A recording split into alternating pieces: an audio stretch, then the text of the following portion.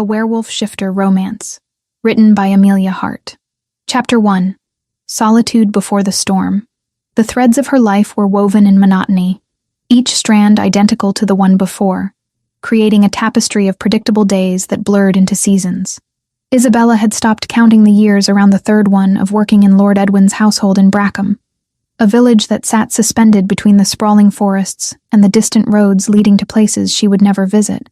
24 winters had passed since her birth, and somewhere along the passage of time, she had accepted that her existence would remain confined to the narrow space of her small cottage and the larger space of Edwin's workhouse, where looms dominated the interior like silent sentries. Brackham was a modest settlement. 200 souls inhabited its boundaries, their lives intersecting only when necessary at the market square or at the Lord's annual gathering. Most had families that provided the structure of their days, the laughter that filled evenings, the warmth of shared meals. Isabella had none of these things. Her grandmother had raised her with quiet efficiency, teaching her the language of threads and patterns, the meditative rhythm of weaving. When her grandmother died 5 winters ago, marked only by a fever that came without warning and left without mercy, Isabella inherited the cottage and the solitude that came with it. Lord Edwin was not a cruel man. He paid her wages in coins and bread, offered her shelter within his household during the coldest months if she desired it, though she preferred the isolation of her own space. He seemed to regard her as one might regard a particularly reliable tool, valuable for her function, unremarkable in every other capacity. Other women in the village whispered about her choices, about the peculiarity of a woman her age living alone, choosing the company of looms over marriage and children. Their whispers did not touch her. She had learned long ago that the opinions of others held no weight against the simplicity of existing on her own terms. The work was demanding in its repetition. Day after day, she sat at the loom, her fingers moving through sequences her hands could execute without instruction from her mind. The cloth she produced was of exceptional quality, fine enough for merchants to pay premium prices when they passed through the village quarterly, strong enough to withstand years of use. This skill was the only thing that made her visible in Brackham, the only reason Lord Edwin continued to retain her services despite her unsuitability as a conventional woman. Winter arrived early that year. The merchants who traveled the northern routes warned of unprecedented cold moving down from the mountain passages, spoke of unusual patterns in the snow and wind. Most paid them no attention. Winters came and went with predictable harshness, but this one carried an edge that seemed to sharpen as the weeks progressed. By early December, the village was gripped by a cold that transformed the landscape into something hostile and unyielding. Snow fell in quantities that made travel between cottages treacherous. Edwin's workhouse closed for a full month, an occurrence so rare that Isabella found herself with unstructured time stretching before her like an unknown continent. She remained in her cottage, maintaining the fire that was her primary defense against the encroaching freeze, conserving her supplies of grain and preserved vegetables, existing in the quiet that had become her natural state. The morning the snow fell heaviest was also the morning her wood supply reached its critical threshold. There remained perhaps 4 days' worth of fuel if she rationed carefully, but rationing meant allowing the interior temperature to drop dangerously low. The sensible choice would have been to remain within her cottage and hope for a break in the weather, but sensibility and Isabella had always maintained a complicated relationship. She wrapped herself in layers of wool she had woven, tied her hair back with cord, and pushed into the landscape that had become unrecognizable under the weight of accumulating snow. The ravine where fallen trees gathered lay perhaps half an hour's walk from her cottage in normal conditions. This morning, moving through drifts that reached her thighs, the journey took twice as long. The forest was eerily silent. Birds had disappeared. Even the wind had become still, as though the world itself had chosen to hold its breath. Isabella collected dead wood mechanically, stacking pieces against her body, building a bundle she could carry back. Her fingers were numb despite the gloves, her face stinging from the cold's assault. She was preparing to turn back when she heard it, a sound that pierced the silence with unexpected urgency. It was a whimper. Not quite animal, yet undeniably not human. Isabella froze, listening. The sound came again, urgent and desperate, emanating from somewhere deeper within the forest, beyond the immediate clearing. She knew the intelligent response would be to ignore it, to return to her cottage with the wood she had gathered, to maintain the careful boundaries she had constructed between herself and the rest of the world. Instead, she found herself moving toward the source of the sound, pushing through brush weighted down with ice and snow. What she discovered in a small clearing bordered by dense evergreen growth stopped her breathing momentarily. A wolf lay collapsed across the snow, its fur brilliant white-silver despite the coating of frost covering its body. For a moment, Isabella thought it was merely a wolf, one of the creatures that occasionally ventured from deeper wilderness into the peripheral territories.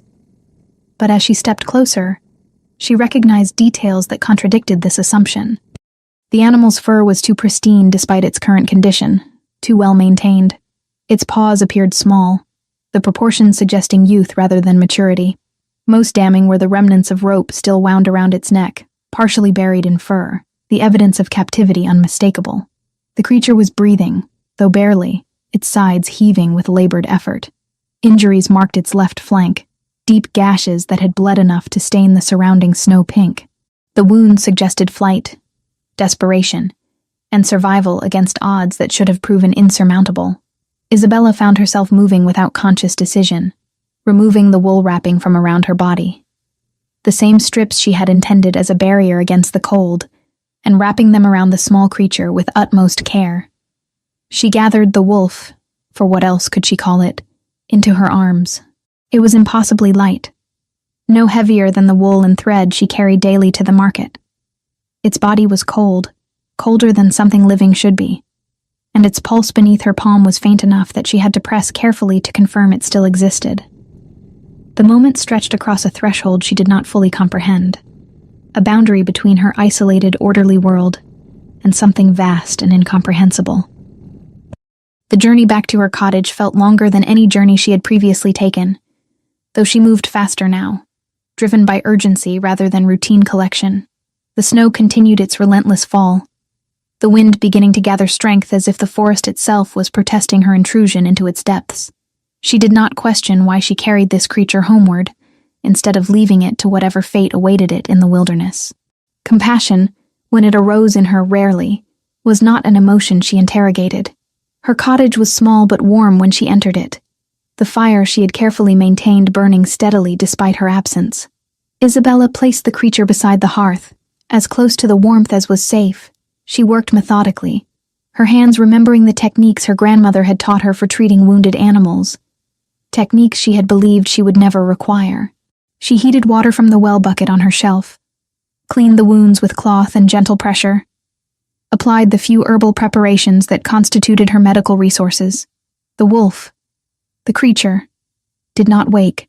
Its breathing remained shallow but present. Isabella remained awake through the night, monitoring its condition, adding wood to the fire at intervals, and occasionally forcing small amounts of warm milk into the animal's mouth. She sat in the darkness of her cottage with this impossible creature beside her, and felt something shift in the carefully arranged architecture of her isolation.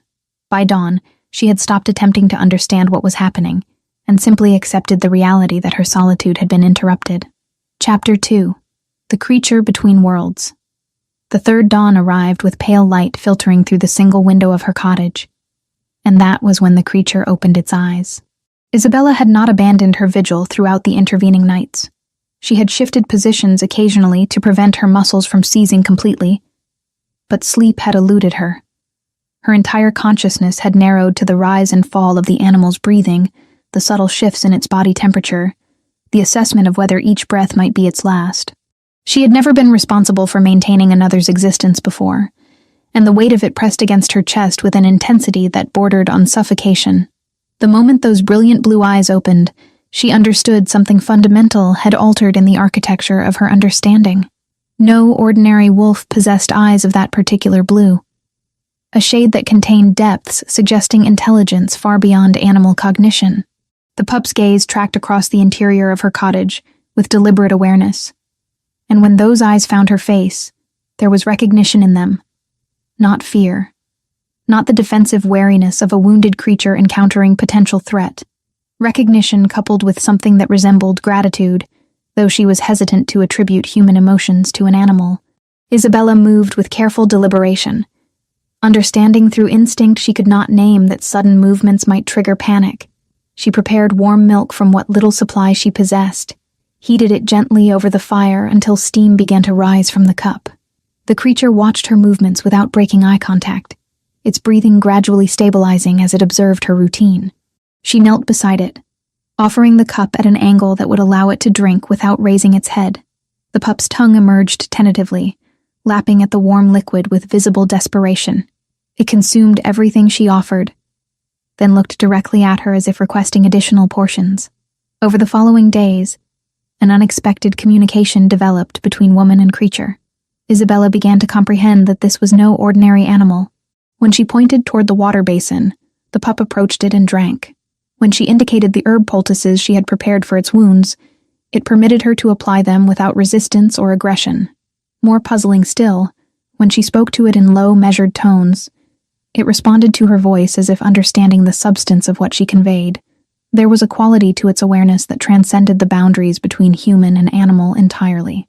She attempted different vocalizations, attempting to discern if the creature responded to particular sounds or inflections.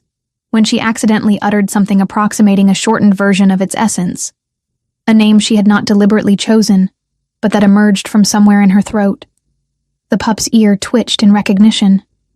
That reaction repeated consistently whenever she produced that particular sound. She began calling it by that name, a practice that seemed to deepen whatever connection existed between them. The wound on its flank presented ongoing concern, while the external injuries were responding well to her ministrations. Isabella could sense there was something deeper happening within the creature's body that existed beyond her capacity to treat. The infection that threatened in the early stages seemed to be receding, but there remained a vulnerability in the way the pup moved, a careful guardedness that suggested internal distress. She increased her preparation of medicinal herbs, crushing them into pastes that she would encourage the creature to consume. Whether from genuine healing properties or simply from her devotion to its care, the animal gradually showed improvement. It was on the 6th day of the creature's residence in her cottage that the transformation occurred. Isabella had been attending to the most severe of the wounds, applying fresh poultices with meticulous care, when the pup's entire body began to convulse with a violence that initially suggested illness or seizure. She started backward, alarmed, but found herself paralyzed by indecision between retreat and remaining close to the creature she had committed herself to protecting. The transformation itself was almost indescribable. Bones within the creature's frame began to restructure with sounds like branches snapping beneath winter ice. Fur receded and vanished, as though being drawn inward through the animal's skin. The physical form elongated and shifted, reorganizing itself according to principles that Isabella's rational mind refused to process. Within the span of mere seconds, the creature that had occupied the position near her hearth transformed into something entirely different, a small human child, appearing to be approximately 7 winters old, with pale skin suggesting prolonged deprivation of sunlight and hair, the color of winter frost. Isabella's scream emerged before conscious thought could prevent it. She stumbled backward until her spine met the wall of her cottage, her breath coming in rapid, shallow gasps that bordered on hyperventilation. Her mind fractured across multiple simultaneous compressions of reality. The creature was not an animal. The creature had never been an animal. The creature was a child, a human child who transformed into a wolf. The rope marks around its neck that she had observed were not evidence of animal capture, but of human abduction. The intelligence she had sensed radiating from its gaze was not unusual animal cunning, but rather the natural intelligence of a thinking, feeling being trapped within bestial form. She remained frozen against her wall for hours, her consciousness cycling through terror, confusion, and a growing realization that the fundamental structure of her understanding of the world had been rendered obsolete.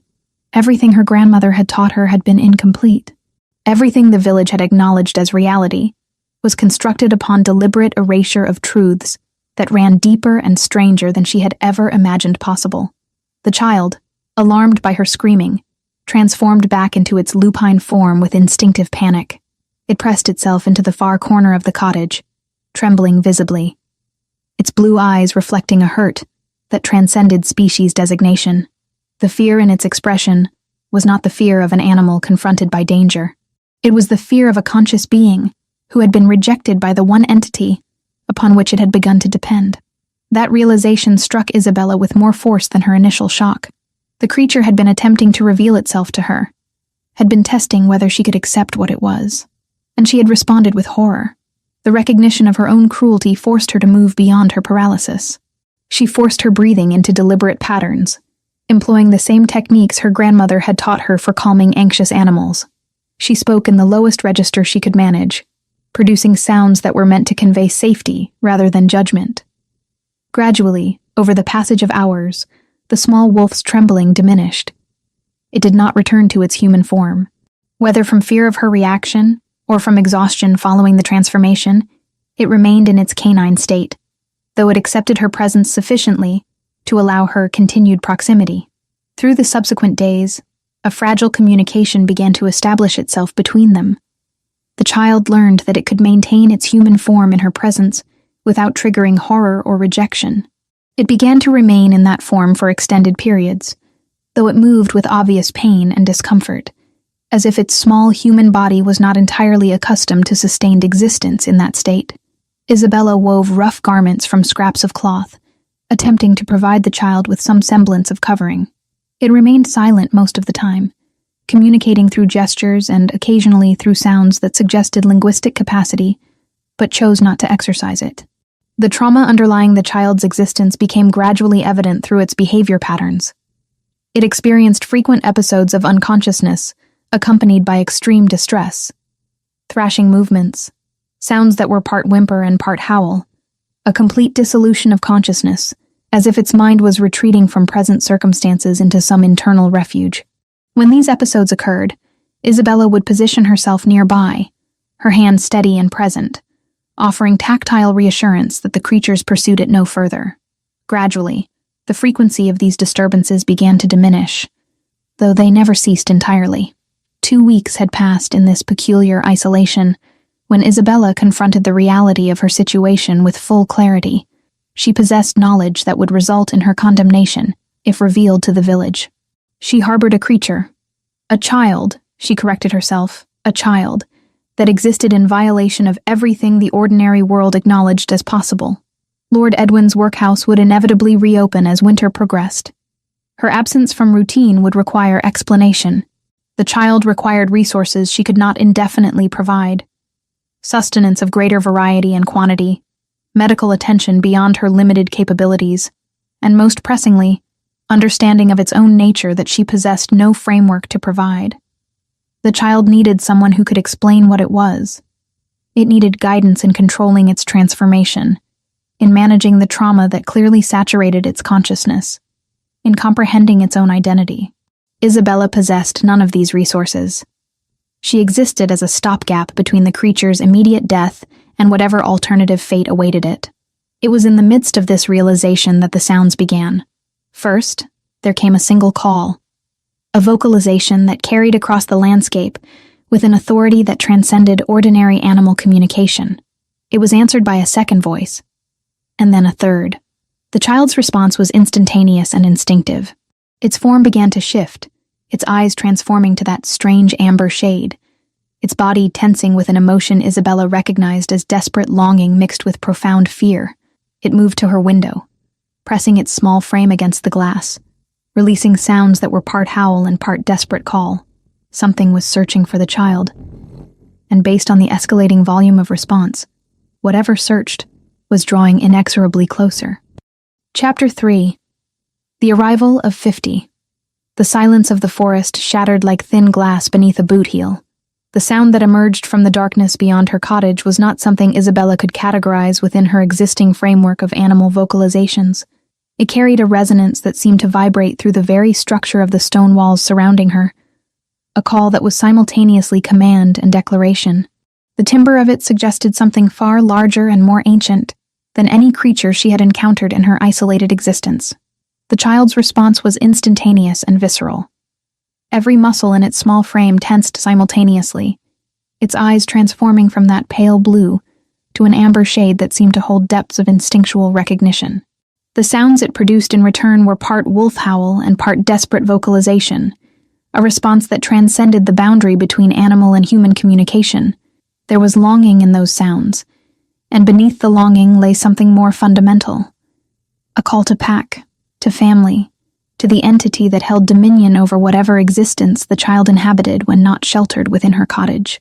Isabella watched as the child moved toward her single window, pressing its small form against the glass with an urgency that bordered on frantic. More calls erupted across the landscape, a symphony of howls that seemed to converge upon her cottage from multiple directions simultaneously. The sound patterns suggested coordination, deliberate strategy. These were not wild animals responding to territorial claims, but rather organized forces moving with unified purpose across the frozen landscape. When dawn broke, Isabella understood the full scope of what had transpired during the night. The forest surrounding her cottage had been transformed into something that resembled an occupied territory. Approximately 50 to 60 wolves of varying sizes and coat colorations blanketed the landscape in patterns that suggested tactical positioning rather than random settlement. Their movements were synchronized and economical, nothing like the chaotic behavior of feral predators. These creatures communicated through vocalizations that ranged from low rumbles to high-pitched exchanges, a complete linguistic system operating beyond Isabella's comprehension.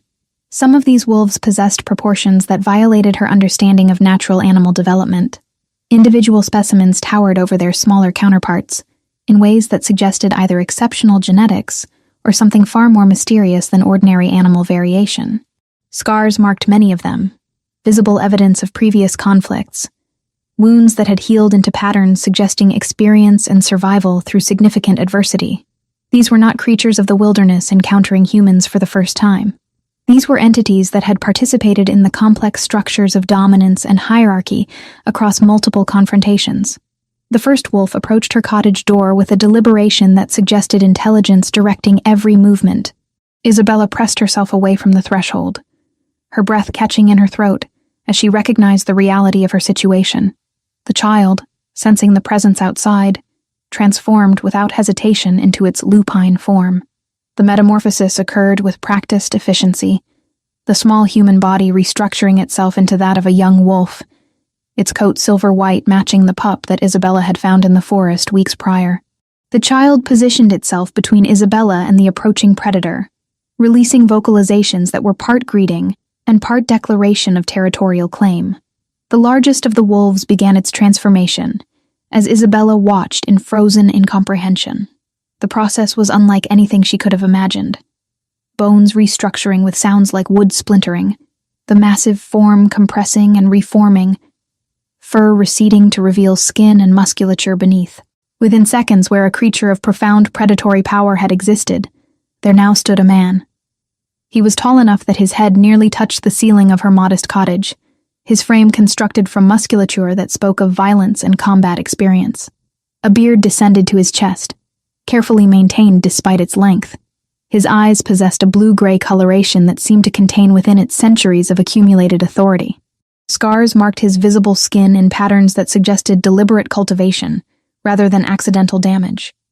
His torso displayed tattoos rendered in symbols Isabella did not recognize, markings that seemed to shift slightly in the changing light, as though they possessed properties beyond conventional pigmentation.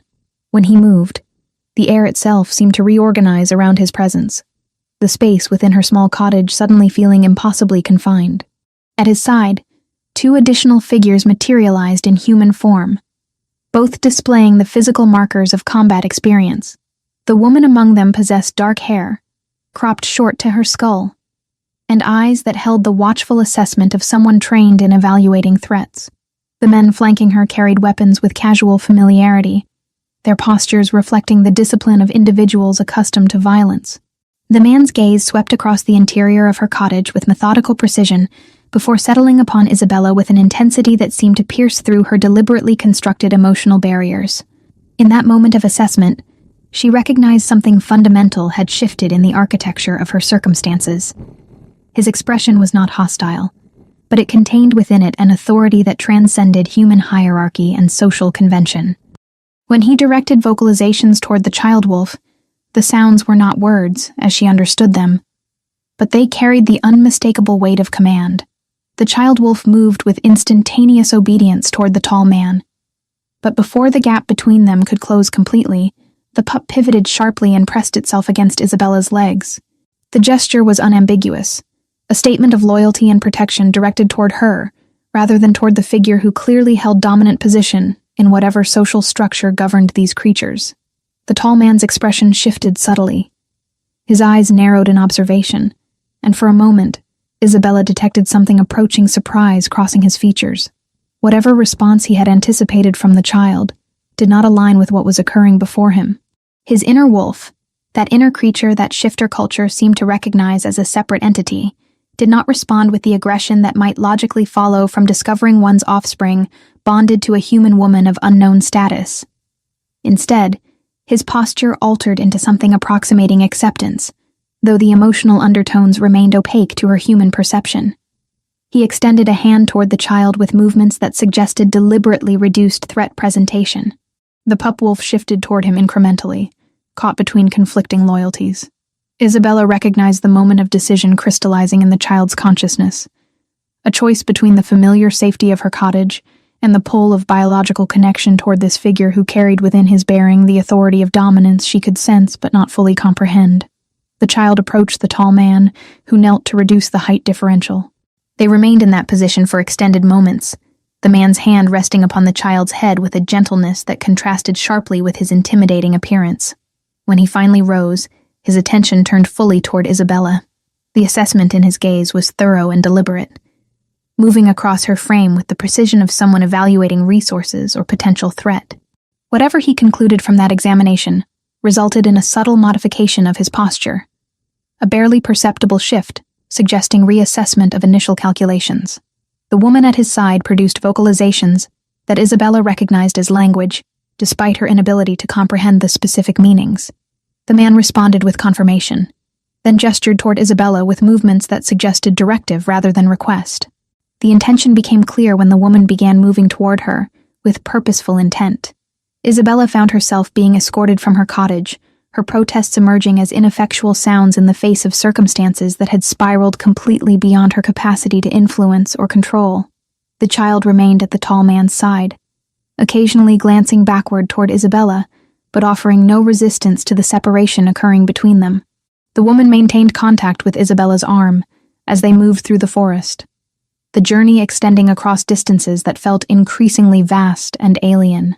Through gaps in the tree coverage, Isabella observed the assembled wolves moving in coordinated patterns around them, a protective perimeter that suggested calculated security protocols rather than random movement.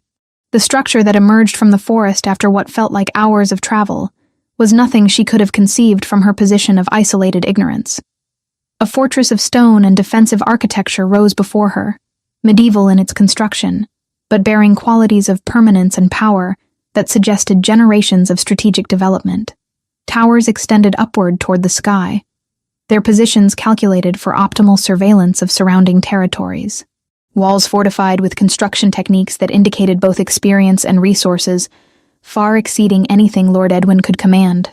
Within those walls existed not merely accommodation, but an entire civilization operating according to principles and hierarchies that existed completely beyond the parameters of the village society she had inhabited.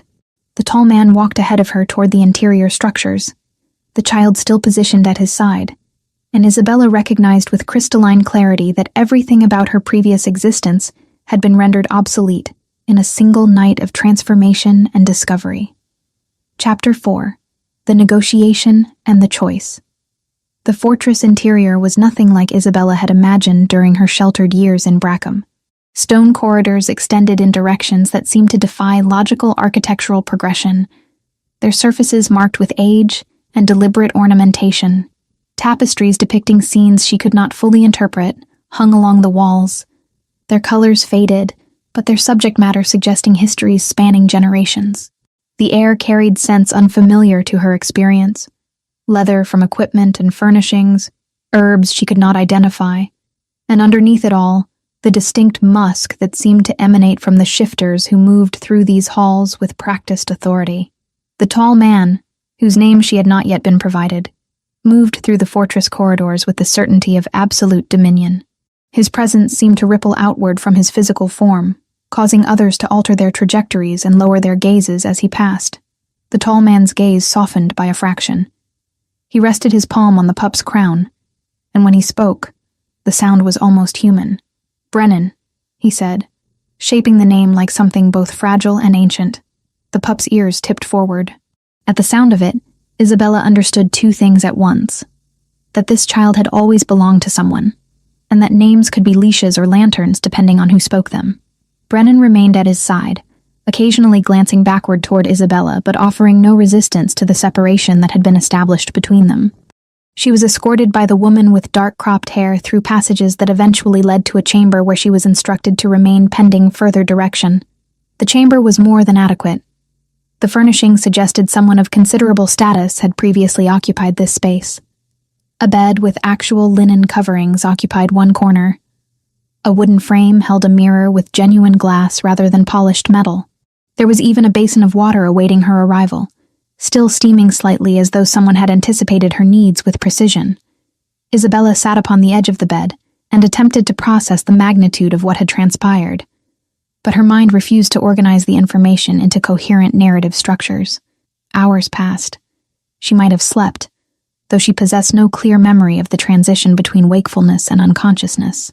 It was the appearance of the dark-haired woman, who introduced herself as Marin with minimal elaboration, that pulled her awareness back toward the present moment. Marin was Beta, she explained through a translator who had appeared seemingly from nowhere. A woman named Eleanor, who spoke both the linguistic patterns of the shifter hierarchy and the common language of village settlements. Beta meant second position within the pack structure, which apparently bore significant implications Isabella did not yet comprehend. Marin's gaze was evaluative in ways that suggested she had performed similar assessments numerous times previously. She spoke in a language that was not entirely foreign to Eleanor's translation, though Eleanor's interpretation seemed to carry nuances the original words did not fully contain. Brennan had been traumatized by his captivity, Eleanor translated. The child had developed significant psychological attachments to the one individual who had offered him protection, without expectation of compensation. Isabella's presence was deemed therapeutic to his recovery. Therefore, Isabella would serve as tutor to the child. Not merely caretaker, but educator in the customs of human behavior, in language refinement, in the emotional stability that appeared to be directly correlated with the child's psychological well-being. It was not a request. It was directive delivered through channels that suggested any alternative course of action was not genuinely available to Isabella, despite the absence of overt coercion. Over the subsequent weeks, Isabella began to comprehend the structure of the world into which she had been thrust. Women appeared regularly to instruct her in court etiquette, in the protocols governing interaction with individuals of different status hierarchies. They taught her how to position her body in greeting, how to address shifters of various ranks, what constituted appropriate topics for conversation, and what should be scrupulously avoided. The instruction was thorough and methodical, though it operated from assumption that Isabella possessed baseline knowledge she clearly did not possess. The lessons frequently generated tension when Isabella chose to question, rather than simply absorb the information being presented. When an instructor explained that women should always defer to the opinions of alpha-ranked males, Isabella asked why this was necessary, rather than simply accepting the pronouncement. When taught that certain topics were considered inappropriate for female discussion, she questioned the reasoning underlying such restrictions. Her instructors appeared perpetually shocked by her inquiries, as though her role was to receive information rather than engage critically with its underlying logic. After approximately 3 weeks of intensive instruction, Isabella found herself increasingly restless within the confines of the chamber that had been assigned to her accommodation. She understood, through accumulated observation, that the fortress contained spaces beyond her designated quarters. There were gardens. She had observed through windows, areas that suggested expansive territories she had not yet encountered. On a morning when her instructors had not arrived for their scheduled session, she made the deliberate choice to explore. She encountered resistance at one of the fortress gates. 2 guards whose status she had not yet learned to accurately assess positioned themselves between her and the exterior spaces beyond the barrier. They did not speak to her, but their body language conveyed unmistakable directive that she was not permitted to proceed. Isabella recognized the gesture toward captivity that existed beneath the superficial courtesy. She was not imprisoned in the traditional sense. No visible restraints bound her movement. But her freedom was circumscribed by forces that were not formally articulated, but were nonetheless absolute. The knowledge that she was contained, regardless of the absence of visible chains, generated a fury that she had not permitted herself to fully experience since arriving at the fortress. She was considering her options when a presence emerged from the stone archway behind her. The tall man appeared with movements that suggested he had been aware of her location before she had become conscious of his approach. He assessed the situation with a glance that seemed to contain comprehensive understanding of both her attempted transgression and the guard's appropriate response. He directed his attention toward the guards, with vocalizations that resulted in their immediate removal from the gateway entrance. Then he gestured toward Isabella, with movements that suggested she should accompany him. They walked through the fortress corridors in silence, the absence of conversation creating tension that Isabella felt accumulating between them. He led her toward the outer perimeter of the fortress until they reached a gate significantly more substantial than the one where she had encountered resistance. The landscape beyond stretched vast and seemingly unrestricted. Mountains rose in the distance. Forests extended across territories that suggested vast territorial holdings. The morning light illuminated everything with crystalline clarity that made the reality of her situation visceral and unavoidable. He positioned himself beside her at the threshold and allowed her to observe the territory without interruption. Then he turned to face her directly, and his posture conveyed something that was not hostility, but rather grave deliberation. He explained through Eleanor, who had appeared alongside them with the translational services that seemed to occur whenever direct communication between human and shifter was required, that Isabella was not a prisoner. She was free to depart. Nothing prevented her from walking through this gate and returning to her previous existence in Brackham. Nothing constrained her departure, except the consequences that would inevitably follow from such abandonment.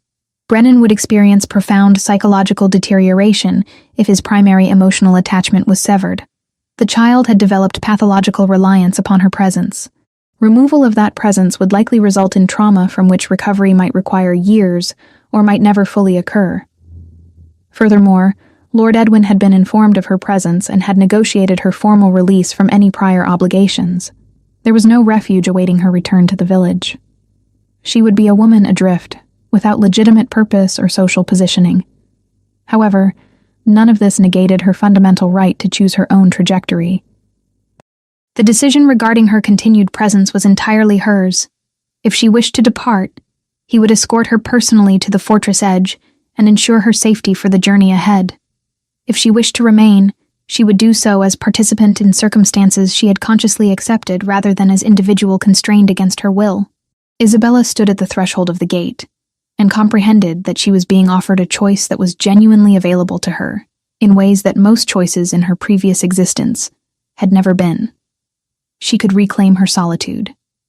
She could return to her loom and her isolation. She could resume the existence she had inhabited before the creature appeared in the forest on that snow-covered morning. Or she could choose to remain in this fortress with this tall man whose motivations she did not comprehend, and this child to whom she had become irreplaceably bonded. She could accept circumstances that had been imposed upon her through forces beyond her control, and transform them into deliberate commitment through the exercise of her own autonomous will. The distinction seemed crucial, though she could not fully articulate why. She turned to face him directly, and conveyed through Eleanor the substance of her decision. She would remain. Not because she was coerced into compliance, but because Brennan required her continued presence, and because she had developed commitment to this child's well-being that superseded her previous attachment to solitude. She was choosing to stay, with full comprehension of what her choice entailed, placing her own preferences into subordinate position relative to the needs of another person. His expression shifted subtly, and there was something in his gaze that suggested her response had altered some calculation he had been conducting.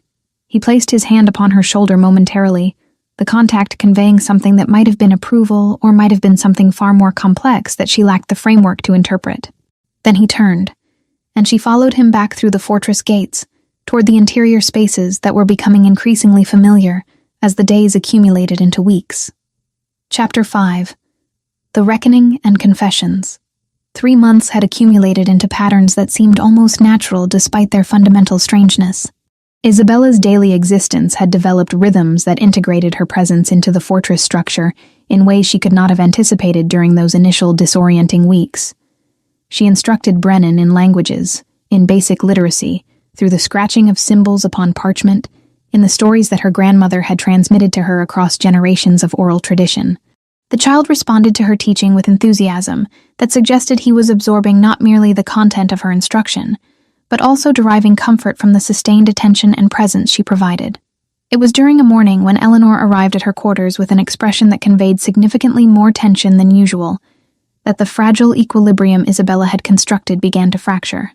The translator conveyed information through measured vocalizations that suggested the communication itself was complicated by emotional undercurrents. A man had been captured, the individual responsible for Brennan's sequestration, for the ropes that had marked the child's neck, for the trauma that still manifested in the boy's nightmares. His name was Victor, and he had been apprehended attempting to sell information regarding the fortress security to entities hostile to Corvin's authority. There would be an assembly. All members of authority within the fortress hierarchy would gather in the Great Hall. Victor would be presented, judged according to protocols that governed justice within shifter society, and whatever consequences were deemed appropriate would be implemented. Isabella was not required to attend, Eleanor conveyed with deliberate emphasis. In fact, it was considered inappropriate for individuals of Isabella's status to witness formal proceedings of this magnitude. But Brennan had expressed desire to attend. The child needed to confront the entity that had caused him such profound suffering, and Brennan's psychological stability had become sufficiently linked to Isabella's presence that his anxiety levels spiked precipitously whenever she was absent from his immediate vicinity. Therefore, the unusual decision had been made. Isabella would occupy a private observation chamber with Marin as chaperone, a location that would allow her and the child to witness proceedings without direct participation in the formal structures of the assembly. The Great Hall was vast in ways that Isabella's initial observations had not fully conveyed.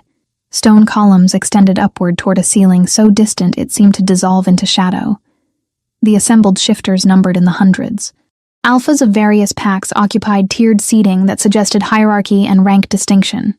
Warriors positioned themselves in formations that conveyed tactical preparedness, despite the supposedly ceremonial nature of the gathering.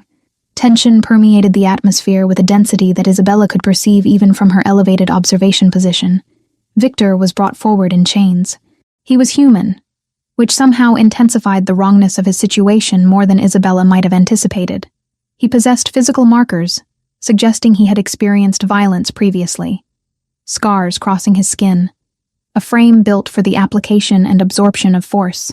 His gaze held the calculating assessment of someone who had committed himself to survival through manipulation and strategic adaptation.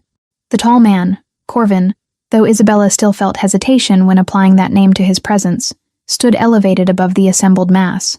His bearing conveyed absolute authority, though he appeared to employ no deliberate mechanisms to establish dominance. His mere presence commanded attention and compliance from everyone surrounding him. When he vocalized in that language Isabella could not comprehend, the entire assembly fell into silence so profound it seemed to absorb the very capacity for sound to exist. Proceedings moved through phases that Eleanor whispered translations for, though her voice contained emotional undertones, suggesting she found the proceedings distressing despite her position within the hierarchy. Victor was presented with evidence of his crimes. He was provided opportunity to defend himself, though his words seemed directed toward minimizing his culpability rather than establishing genuine innocence. He attempted negotiation, offering information and resources in exchange for mercy, but his offers were rejected with vocalizations that conveyed finality. Then Brennan was presented. The child was small in that vast space, his form appearing diminished by the architectural scale and the mass of predatory shifters surrounding them. But when Corvin gestured the child forward, Brennan approached with courage that generated something approaching admiration in Isabella's chest. The boy positioned himself at a vantage point, where his gaze could meet Victor's directly, and the moment of recognition that passed between them seemed to contain years of trauma, compressed into singular instants of profound clarity. What followed was execution rather than prolonged suffering, but it was execution that was absolute and final. Isabella found her gaze shifting away, her stomach convulsing with responses that were partially physiological and partially emotional. Marin placed a steadying hand upon her shoulder, but offered no other commentary. Brennan remained present for the entirety of the proceedings, his small form rigid with emotion that Isabella could not fully categorize. The aftermath was more damaging than Isabella would have anticipated. That evening, when she attempted to settle Brennan for sleep, the child descended into panic that was far more severe than any episode she had previously witnessed. His small body became rigid, then began to shake with violence that seemed as though it might tear apart his physical form. His vocalizations were wordless, expressions of anguish that contained no linguistic structure, merely raw emotional devastation manifested through sound. She held him through the night, her hands steady upon his shaking form, her voice producing the lowest frequencies she could generate to communicate safety and protection. By dawn, he had exhausted himself into unconsciousness, but she remained vigilant against the possibility of his nightmares manifesting violently during his sleep state. For the following weeks, Brennan's separation anxiety intensified dramatically. When Isabella attempted to leave his presence, even for brief intervals, he descended into psychological deterioration that was painful to witness. His transformations became unstable. His appetite diminished. The progress he had made toward emotional recovery seemed to fracture under the weight of having witnessed his abuser's death. Isabella found herself functionally confined. She could not depart from Brennan's vicinity without triggering episodes that required hours of careful emotional management to resolve. Her frustration accumulated into something approaching fury that she had not permitted herself to fully experience since her initial arrival at the fortress. She had made her choice to remain, she reminded herself. She had accepted this confinement willingly. Yet the reality of her situation, the absolute constraint upon her personal autonomy, generated rage that threatened to consume her. On a night when Brennan had finally achieved sleep after hours of distressed vocalizations, Isabella made the deliberate choice to confront Corvin directly. She navigated the fortress corridors with determination that superseded her uncertainty regarding their destination, following instinct and architectural patterns until she arrived at chambers that bore the unmistakable markers of being inhabited by an individual of considerable authority. He was present, as though he had anticipated her arrival. He was in a partial state of transformation, his upper frame retaining human characteristics, while his lower body maintained lupine qualities. The sight should have generated fear, but Isabella's fury had superseded such reasonable responses. She vocalized her accusation through Eleanor, who materialized from shadows with the consistency of a personage whose primary function involved appearing whenever communication across species boundaries became necessary. How could he imprison her in this fortress when she was free to choose her circumstances? How could he demand she sacrifice her autonomy for a child who would never heal sufficiently to validate her sacrifice? How could he maintain the pretense that she possessed choice when every path available to her led toward further constraint? Corvin's response was delivered in tones that were devoid of defensiveness or aggression. He explained through Eleanor that his inner wolf, the internal creature that was an essential aspect of shifter identity, had recognized Isabella as potential mate from the moment of their first encounter. His inner wolf perceived something within her that transcended ordinary human designation. She was bonded to his son through commitments that ran deeper than rational explanation, and therefore his inner wolf would not permit her departure. It was not choice operating through deliberate constraint. It was recognition operating at levels beneath conscious comprehension. Isabella attempted to generate counter-arguments, but the substance of his explanation seemed to dissolve her anger into something more complex and difficult to name. He positioned himself closer, his hand extending with movements that suggested deliberate reduction of threat presentation. He touched her face with surprising gentleness, and in that contact, she perceived something that might have been recognition of their shared predicament. Two beings constrained by forces that operated through channels neither could completely control. Chapter 6. The Weight of Preparation. The weeks that followed Isabella's confrontation with Corvin developed into periods marked by gradual transmutation, rather than dramatic alteration. Her rage did not dissipate entirely, but rather transformed into something more sustainable, a persistent undercurrent of resentment tinged with reluctant recognition that her circumstances operated according to principles she had not yet fully comprehended. Marin appeared in her quarters approximately 1 week after the nighttime encounter, offering expansion of Isabella's responsibilities within the fortress hierarchy. She would no longer serve solely as Brennan's tutor. Instead, she was invited to work with other children who inhabited the fortress grounds, pups of various ages who carried visible manifestations of psychological trauma. Some had experienced loss of parental figures through conflict. Others bore the marks of neglect or indifference from their own pack structures. Still others possessed physical or developmental differences that society had deemed problematic or deficient. They existed as peripheral figures within the fortress community, acknowledged but not integrated, present but not valued. Isabella began to work with them systematically, employing the same methodologies that had proven effective with Brennan. She recounted stories from her grandmother's collection, taught basic weaving techniques using scraps of thread and simple frames, and offered something more fundamental: consistent presence and emotional validation. The children responded to her attention with a hunger that transcended ordinary pedagogical engagement. They sought her presence as though she represented some essential element previously denied to them. Within weeks, Isabella had established informal gatherings in a section of the fortress gardens that had fallen into disuse. Children accumulated around her during designated periods, their faces reflecting concentration as they absorbed narratives and instruction. She taught them that their perceived deficiencies did not diminish their inherent value, a message that seemed to resonate with particular intensity among those who had internalized narratives of inadequacy. Corvin observed these developments in silence. Eleanor conveyed information through careful phrasing that suggested the Alpha King was receiving regular reports from individuals monitoring the fortress environment. There was less violence among the pack members. Stress levels had diminished measurably. Tensions that typically characterized pack hierarchies had moderated into something approaching equilibrium.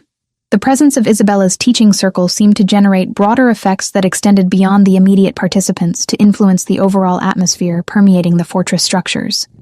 Marin, when they encountered each other in the fortress corridors, offered acknowledgement that was not precisely friendly, but contained elements of respect previously absent from their interactions.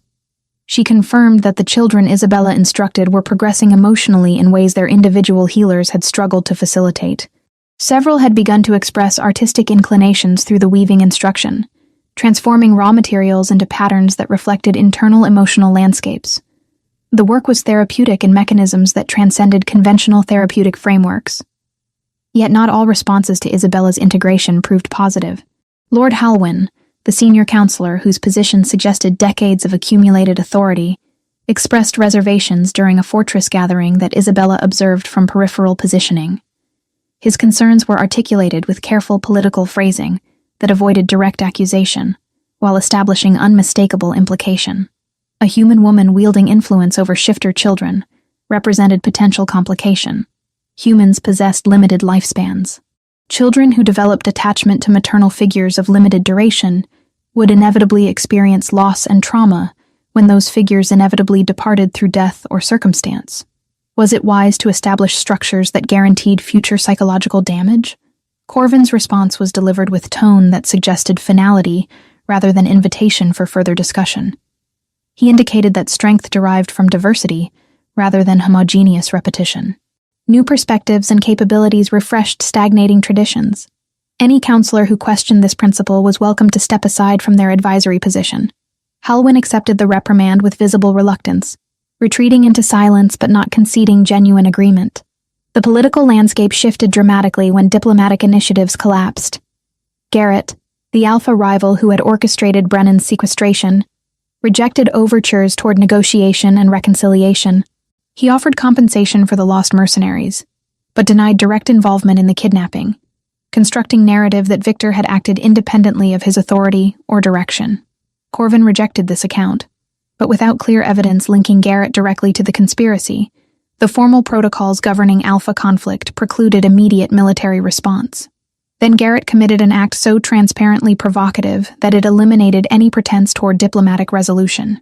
A raiding force under his command attacked a peripheral village that existed within territories under Corvin's implicit protection. 8 human inhabitants were killed, along with 2 younger shifters who were visiting the settlement. The assault was neither sophisticated nor militarily necessary. It was pure declaration of hostility, a deliberate violation of the territorial understanding that governed relations between established packs. Corvin responded with announcement of intention to deploy military force, not through dramatic proclamation, but through communicated fact. Warriors would assemble, deployment would occur. Garrett's forces would be confronted with intention of neutralizing the threat they represented. The announcement generated immediate mobilization throughout the fortress, Approximately 55 trained warriors began preparation of equipment and tactical positioning. Marin was designated to command field operations, her position as Beta entitling her to authority over strategic implementation. Thomas, the elder healer, initiated preparation of medical supplies and emergency treatment protocols. Isabella observed these preparations with recognition that her situation was about to be fundamentally altered. The tall man's attention, which had been distributed across administrative and political concerns, would soon be directed entirely toward military engagement. Brennan would require additional emotional support during this separation. She found herself preparing internally for extended periods of functioning without the presence that had gradually become central to her existence, though she had not permitted herself to acknowledge this dependency with complete honesty. 7 days after the announcement, in the interval before deployment commenced, Corvin sought her out. He appeared in the gardens where she had positioned herself among the teaching materials, ostensibly inventorying supplies, but actually engaging in internal contemplation regarding the forthcoming separation. His approach was deliberate and unhurried, suggesting this was not encounter occurring through accident, but through deliberate intention. He positioned himself beside her at the garden's edge, his presence generating the familiar displacement of atmosphere that seemed to accompany his manifestation. His hand moved with calculated gentleness to rest against her face, fingers tracing patterns that suggested communication, operating through tactile rather than linguistic channels. He did not speak through Eleanor. He did not require translation.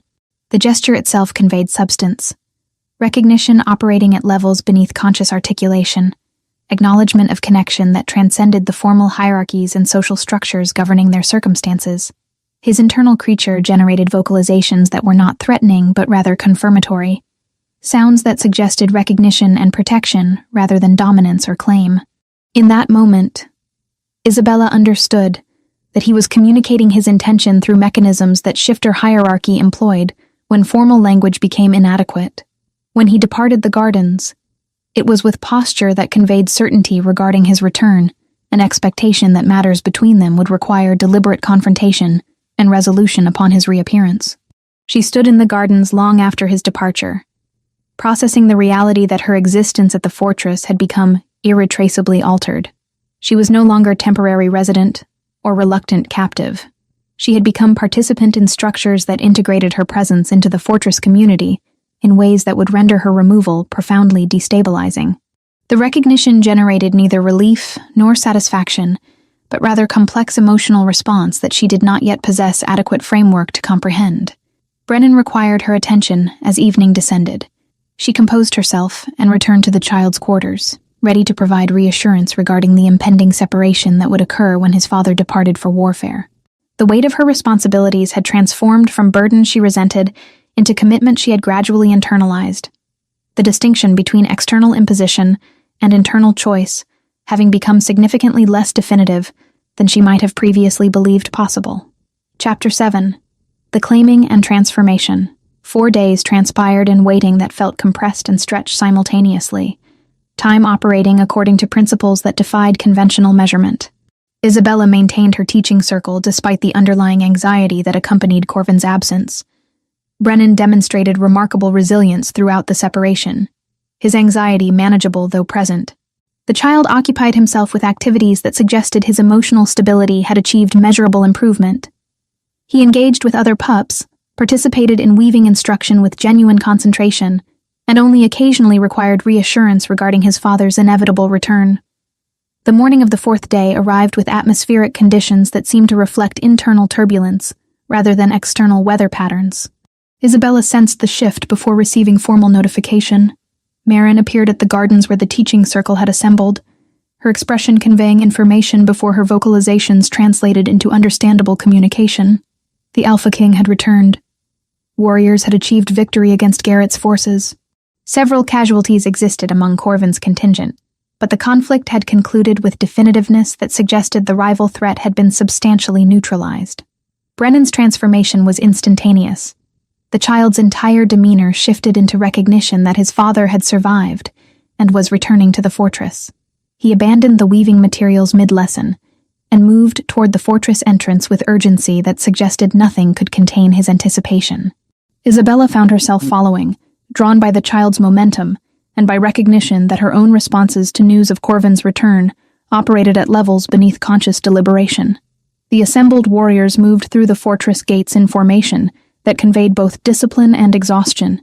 Their injuries were visible, bandaging across multiple fighters, limps that suggested impacts to lower extremities.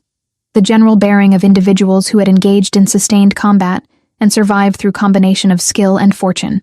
Corvin advanced through the warriors with movements that suggested minimal physical compromise, despite the obvious presence of injuries. A deep laceration crossed his left shoulder, the wound having begun to scar already with the accelerated healing that characterized shifter physiology. When his gaze found Brennan, his expression underwent transformation that was profoundly complete. Every element of military authority retreated into secondary positioning. What emerged was something far more fundamental. Recognition of filial connection, relief that transcended rational articulation, paternal devotion expressed through eyes that seemed to contain centuries of accumulated emotion, compressed into singular moments of clarity. Brennan ran to him with abandon that transcended any remaining reservation. Corvin knelt to reduce height differential, his large frame receiving the child's impact with stability that suggested this contact was precisely what his body had required. They remained in that position for extended moments, the reunion operating at levels that required no linguistic component to convey its significance. Then Corvin's attention shifted toward Isabella. She had positioned herself at controlled distance, uncertain whether her presence was appropriate during this paternal reconnection. But when his gaze settled upon her, she recognized that her uncertainty regarding her position had been rendered obsolete through the simple fact of his observation. He rose with Brennan still positioned against his body, and moved toward her with deliberation that suggested calculated intention. He extended his hand without vocalizing directive, but the gesture conveyed unmistakable meaning. She accepted his hand despite recognition that doing so represented crossing threshold from which return might prove impossible. His fingers enclosed hers with gentleness that contrasted sharply with their obvious capacity for violence. He led her through fortress corridors toward his private chambers while Brennan remained with Marin, the child understanding through mechanisms she did not fully comprehend that this separation was temporary and necessary. The chamber was vast and austere, decorated with minimal ornamentation despite its obvious positioning as headquarters of absolute authority.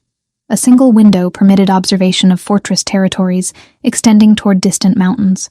Corvin positioned himself facing her directly, his expression reflecting emotions that transcended simple physical attraction.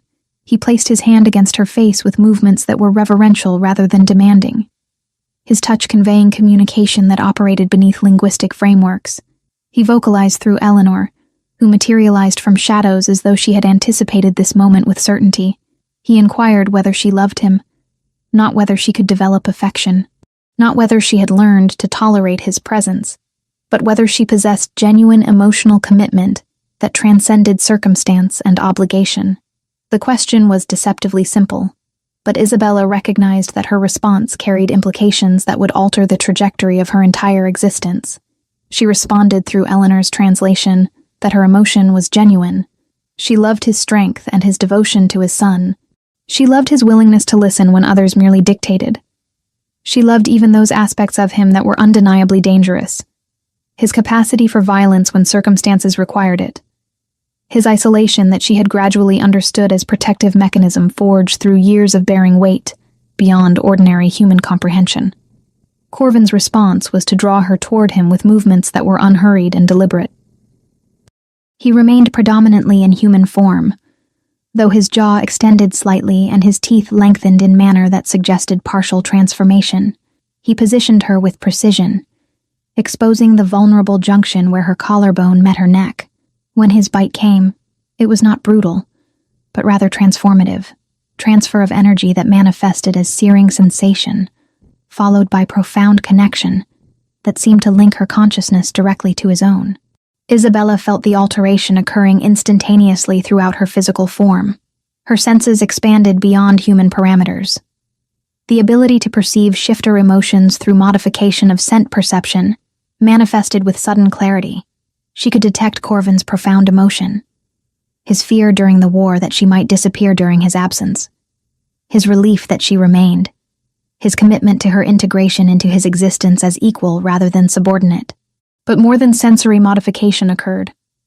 Something fundamental transformed within her biological structure. The alteration was not painful, but rather felt like pieces of her existence suddenly aligning into patterns that had previously contained gaps.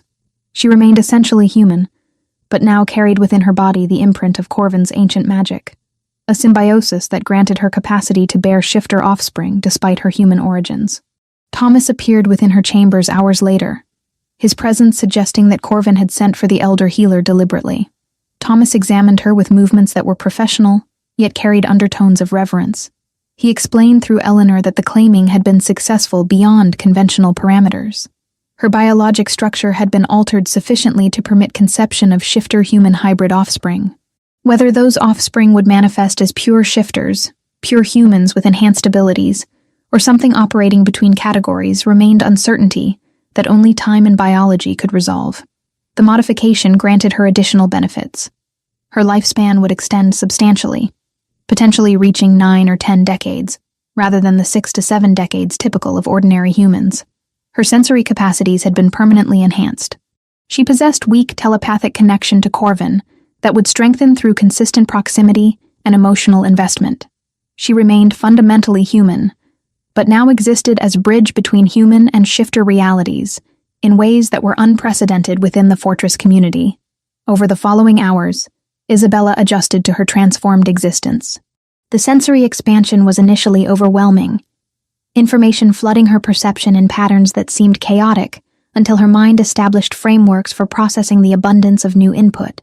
She could perceive Corvin's emotions as though they were her own, experience his satisfaction regarding the war's outcome, and detect the residual concern he harbored regarding potential complications from injuries sustained during combat. That evening, Corvin remained at her side. He did not demand or expect reciprocation of physical affection beyond her presence. His hand remained connected to her throughout the night, sometimes resting against her skin, sometimes intertwined with her fingers, the constant contact serving as confirmation that separation had ended, and whatever connections they had established would persist into whatever futures awaited them both. Chapter 8. The Bridge Between Worlds. 8 months had accumulated into the landscape of her transformed existence, and Isabella found herself existing in dimensions that would have seemed impossible during those early days of isolation in her cottage. By the 9th month, the rhythms of that life were undeniable. The confirmation had come through Thomas with careful precision. Life was growing within her, development progressing according to parameters that suggested biological success, despite the unprecedented nature of her circumstances. The pregnancy itself carried elements of strangeness that transcended ordinary human experience. Her body underwent transformations that medical knowledge from her previous world could not have anticipated or explained. Fevers came and retreated with regularity that suggested her physiology was adjusting to accommodate shifter genetics. Her senses continued their expansion, reaching levels where certain foods became overwhelming in their intensity, where sounds that had previously existed beneath conscious perception now manifested as distinct and sometimes intrusive information. Her emotional landscape underwent seismic shifts, moments of profound joy interrupted by periods of uncertainty regarding whether she had genuinely chosen this path or had been manipulated through circumstances beyond her capacity to resist. Corvin remained present with consistency that transformed from initially oppressive into something approaching essential. His hand found her frequently, resting upon the place where life grew beneath her skin, offering tactile confirmation of his commitment to both child and mother. He spoke to the pregnancy in that ancient language that Isabella still could not comprehend, vocalizations that seemed to carry ritualistic significance within shifter culture. There was tenderness in his voice that contradicted his physical appearance, contradicted the scars that marked his body as evidence of sustained violence. Brennan experienced his own transformation throughout the progression of Isabella's pregnancy. The child, now 8 years old and showing visible signs of emotional recovery, approached her expanding form with wonder that transcended ordinary sibling anticipation. He would place his small mouth against her belly at intervals, communicating in shifter vocalizations that Isabella could sense but not interpret. When she questioned Marin regarding the meaning of these sounds, the beta smiled with an expression that suggested amusement at the question. The child was speaking to his sibling, she explained, strengthening bonds that would exist long before physical birth. The formal recognition ceremony occurred during the 7th month of her pregnancy. The entire fortress assembled in the Great Hall, hundreds of shifters positioned according to hierarchical designation. Lords and alphas occupied elevated positions, warriors formed structural frameworks, servants and support personnel occupied peripheral spaces. Corvin stood elevated above the assembled masses, his bearing conveying absolute authority, despite the pregnancy-related modifications to his mate's appearance. The announcement was delivered through Eleanor, who translated the proceeding into linguistic frameworks that the assembled individuals could comprehend. Isabella was recognized formally as Queen Consort, Queen Companion, a title that had no precedent within recorded shifter history. She was consort to the Alpha King, carrying within her body the potential heir to territories that spanned vast geographical regions. She represented bridge between human and shifter worlds, carrier of genetic material that might usher forth new possibilities for their civilization. Lord Halwyn rose to acknowledge the announcement. His expression suggested internal conflict, reservations warring against recognition of reality before him. Yet when he vocalized his acceptance, his voice carried appropriate deference. He offered formal acknowledgement of Isabella's elevated status, though his eyes suggested calculation regarding implications this elevation might contain for established power structures. Not all reactions proved immediately supportive. Isabella detected currents of resentment flowing through portions of the assembled population. Some of the noble women who had anticipated elevated positioning expressed their disappointment through subtle modifications of body language. Several warriors appeared to question whether human blood should enter the Alpha King's lineage. But these objections remained subdued, contained by recognition that challenging Corvin's decision would represent fundamental rejection of his authority. What surprised Isabella most profoundly was the positive response from unexpected quarters. The children she had instructed in her teaching circle moved through the fortress expressing genuine celebration of her recognition. The healers and support staff seemed to embrace her elevated status with something approaching affection. Even some of the more conservative pack members appeared to recognize that her presence had genuinely improved fortress dynamics in ways that transcended sentiment or personal preference. The school was formalized during this same ceremonial period. Isabella had established it informally through gradual accumulation of children needing emotional support and educational instruction. Now it was recognized as legitimate institution, the first of its kind within Alpha King territories, dedicated specifically to rehabilitation and education of traumatized pups. She recruited other women shifters to serve as instructors, individuals who possessed their own histories of survival and recovery. Together, they created structure that offered not merely academic instruction, but emotional validation and psychological healing. Thomas provided regular assessments of her pregnancy's progression. The child developing within her manifested characteristics suggesting potential for complete shifter transformation, capacity to inhabit both lupine and human forms with equal facility. But this remained uncertain until birth itself. Hybrid development operated according to principles that biology had not yet fully revealed. The child might emerge as pure human with enhanced shifter abilities. The child might possess capacity to shift between forms. The child might display characteristics that existed entirely beyond conventional categorization. Possibility remained open, potential unresolved. Isabella faced genuine emotional turmoil regarding her pregnancy. Marin addressed this during private conversation that occurred in the fortress gardens, where Isabella had positioned herself during a moment of overwhelming anxiety. The beta offered perspective, grounded in her own experience of transformation and acceptance. Marin had been soldier in wars that had tested her capacity for violence and survival. She had learned that true autonomy did not exist as absence of constraint, but rather as conscious choice made, despite acknowledging consequences of those choices. Isabella had chosen repeatedly to remain, Marin pointed out. She had chosen to love Brennan despite the confinement that love entailed. She had chosen to develop teaching circle, despite limitations upon her personal freedom. She had chosen to accept claiming, despite uncertainty regarding its implications. Every choice had cost her something. Every choice had also granted her something in return. This was the fundamental nature of commitment, particularly commitment within societies where survival and power operated according to principles that transcended individual preference. During the final weeks of her pregnancy, Isabella found herself frequently positioned upon the fortress towers, observing the landscape that had become her world. The forest extended toward mountains that seemed to touch the sky itself. The territories visible from her vantage point spanned distances that would have required weeks of travel to traverse completely. She thought about the woman she had been. Solitary weaver in isolated cottage, existing within narrow parameters of acceptable behavior and limited expectation. That woman had found a wounded creature in the forest and had responded with compassion. That simple act had cascaded through her existence like stone dropped into still water, creating ripples that had fundamentally reorganized every aspect of her being.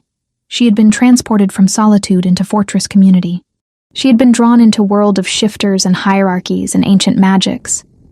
She had been transformed through ritual and choice into something between human and supernatural. But when she reflected upon it honestly, she recognized that her freedom had actually expanded rather than contracted. Yes, she could not walk away from this fortress or from the people depending upon her. But neither could she have walked away from her cottage after finding Brennan, not without fragmenting something essential within her own consciousness.